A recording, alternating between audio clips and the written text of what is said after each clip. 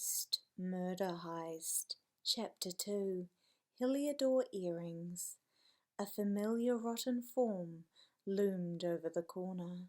The ancient tree was mangled beyond recognition, but its broken form was so majestic that Vega almost missed the turn. He braked sharply and spun them around the corner before glancing back at the ruins of Gilmore's farm. It had been crushed by the falling behemoth.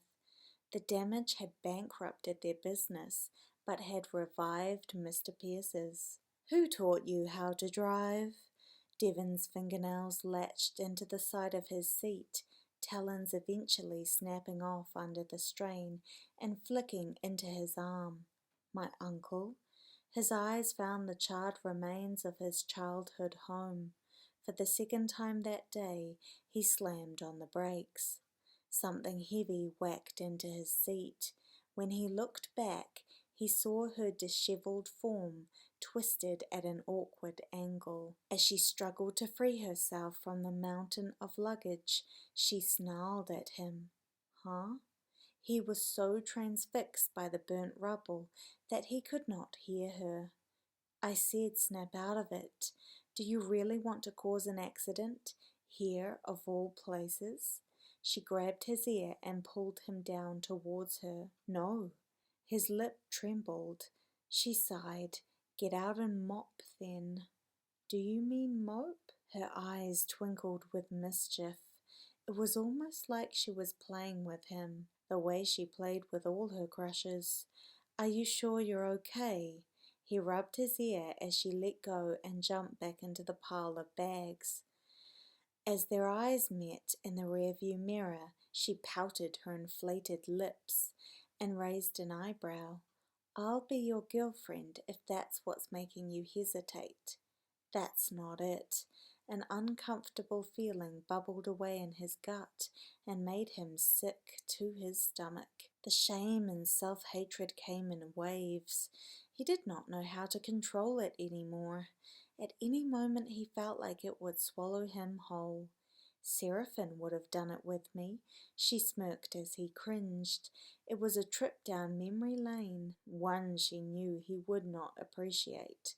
Didn't she lose an eye on the job? Yeah, bank heist.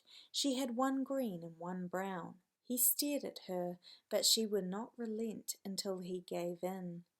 "I gave you a subject change, so you didn't have to confess your feelings for me and your newfound hatred of Pandora. Just go with it." He was pensive.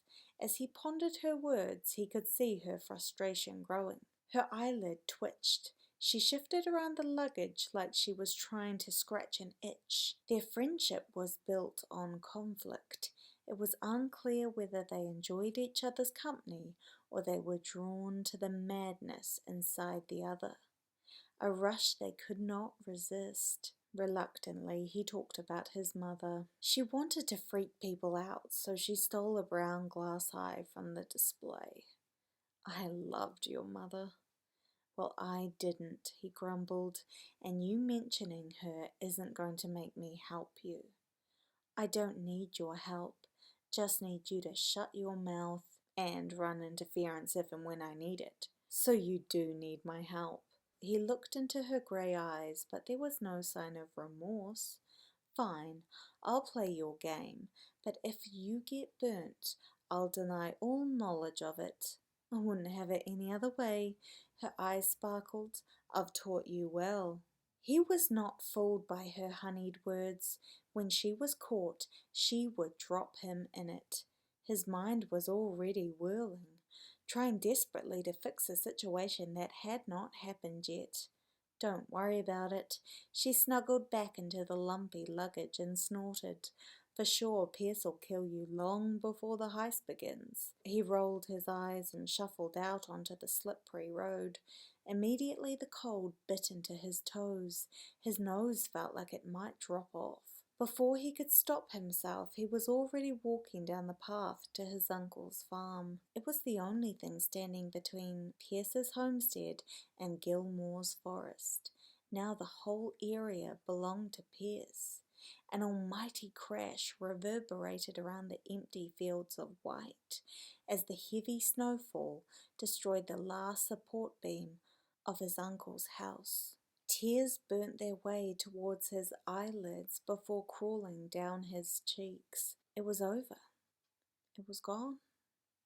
The memories fluttered around his face with the ash before they too disappeared forever.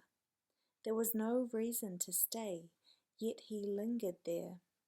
His mind wandered to the crash, an event that had swallowed them all up like a sinkhole. Beneath their feet was shaky ground. He glanced back towards the corner and sighed. The back road was tainted by misery and sadness, yet it was the only path towards his destination. He brushed the tears from his cheeks and shook his head, but nothing could remove the images that plagued his mind. Metal strewn over the freshly ploughed snow, flashing lights blinding his eyes, the warmth of his uncle's hand as he ushered him into the house, a hub of activity that frightened his fragile young mind. The news that his friends were in the van that slammed into the tree. It was a turn Heliodor had made 1,000,000 times before, but had missed that day. Shivers that crept down his spine, even when he was in his uncle's warm house. 12 hours later, and it was his uncle who was dead. A fire that tore through the homestead. Home, a place he had never had with his parents. His uncle had taken him in when he was abandoned. The only one that made him feel safe was gone.